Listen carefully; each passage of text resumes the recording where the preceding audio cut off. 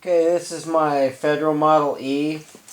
It used to be 12 volts, but it didn't run, so I modified the Siren head to fit an old Kirby vacuum cleaner motor. We're going to test it here with the new flywheel I had built. Here we go.